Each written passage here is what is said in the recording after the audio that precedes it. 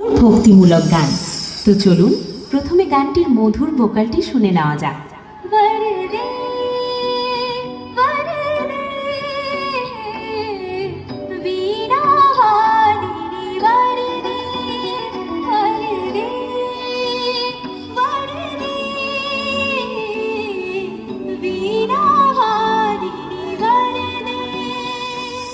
খুব সুন্দরভাবে আমরা ভোকালটি শুনে নিলাম।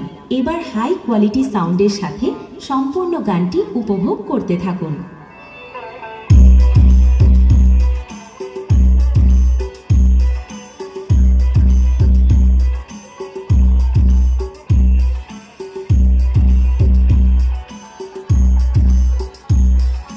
SK remix, Nandakumar Singh.